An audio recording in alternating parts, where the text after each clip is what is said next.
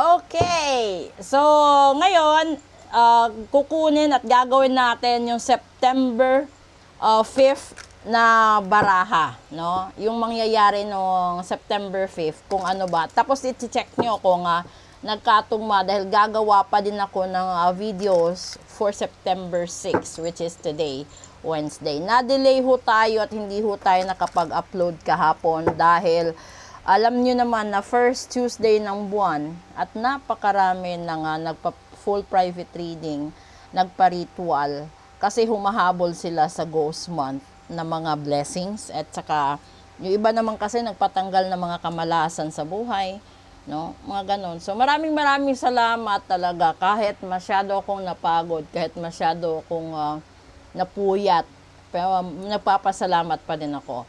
This is September 5th, daily episode 1687, 1688, and 1689. First card, Black Jaguar, old soul talaga, di ba? And then second card, Orca Whale, that is adventure. And then the last card, Polar Bear, mystic. So ito talaga, yung sinasabi dito, no? Old soul. So merong mga tao sa nakaraan or parte ng nakaraan natin na kahit kasalukuyan, may mga ano sila, yung parang may mga hinanakit sa'yo, no? Na parang sumasama yung loob, nagtatampo. Yung iba nga kasi galing, baon na hanggang hukay yung galit, yung tampo, yung panghihinayang. May mga ganun eh. Lalong-lalo na doon sa mga tao na namatay, na hindi man lang nila nakita sa huling pagkakataon yung mga mahal nila, hindi man lang nila nasilayan, o hindi man lang nakamtan yung pagpapatawad, pagtanggap, no, yung paghingi ng sorry, may mga ganon. Kasi yung iba sa atin, busy sa buhay natin, sa pagkakaroon ng maraming adventure. At along the way, ito yung third card, na minsan, nakukulam tayo, nababarang, nasusumpa tayo, yung iba tinatamaan ng gayuma. Kasi, masyado tayong nakafocus sa mga gusto natin gawin. Masyado tayong nakafocus lalo na sa mahal natin sa buhay. Kapag na-inlove kasi, di ba tanga? So, lahat naman tayo tanga sa pag-ibig. Kahit gaano ka siguro ka kataas, yung antas mo sa buhay, yung pinag-aralan mo, lahat baliwala, no? Kasi lahat pantay-pantay na tanga sa pag-ibig. Pero, yung iba kasi, hindi nila maamin-amin na nagmahal sila ng totoo.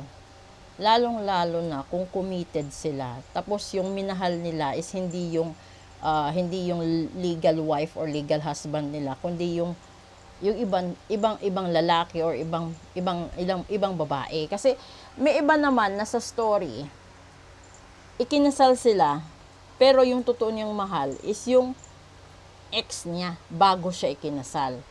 Yung iba naman, naobliga lang sa pagiging ex kasi nabuntis. Kaya hindi natuloy yung una. 'Di ba? May mga ganung sitwasyon. Tapos yung iba naman, arranged marriage. Yung iba naman, pambayad utang. Yung iba din, mas pinili na pakasalan si ganito kasi sa buong akala niya, ito yung tao na makakaahon sa hirap. Kung pipiliin niya yung taong minahal niya, hindi naman ganun kaganda yung hanap buhay, kaya mas ipinili niya yung mayaman kaysa totoo niyang mahal. Tapos dumating yung punto na pinagsisisihan niya kasi yung laman ng puso niya is yung totoong mahal niya. Yung sabi ng utak niya, dun ka sa taong mayaman. Pero sa bandang huli, na-realize ng tao na walang halaga yung yaman, lalo na kung hindi ka mahal, hindi ka nire-respeto, at pinapakisamahan ka na lang dahil sa anak. Yung ganun. So, walang kabuhay-buhay yung ganyan. Kasi, mag-uusap kayo ng casual, mag-uusap kayo ng panandalian, magkakaroon man kayo o magsiping man kayo, pero hindi katulad nung, para siyang hindi ko masabi, para siyang prutas na pareho silang masarap, pero mas matamis yung isa.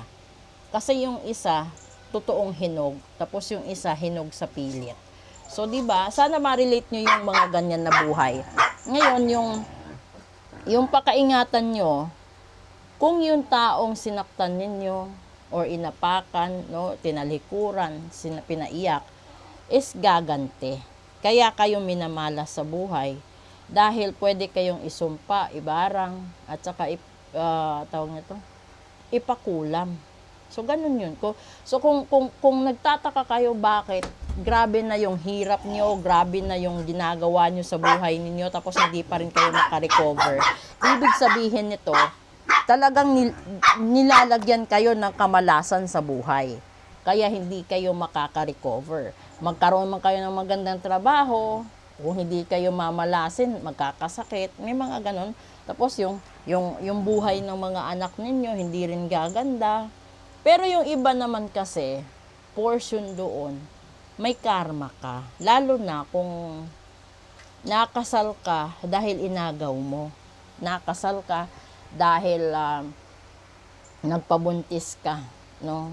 May mga ganong hindi natin maiiwasan, may mga ganong strategy na para makuha mo siya, para maging sayo siya, it's either buntisin mo siya or magpabuntis ka, 'di ba? Yun yung option na yun. Pero dito sa huling baraha, kailangan mong tanggapin kung ano man yung mga pagsubok sa buhay mo, kailangan mo itong harapin. Huwag mong takbuhan kasi may mga tao na hindi nila kayang hindi nila kayang harapin ang problema nila. Kaya yung ginagawa nila is tinatalikuran ito, iniiwasan hanggat maaari.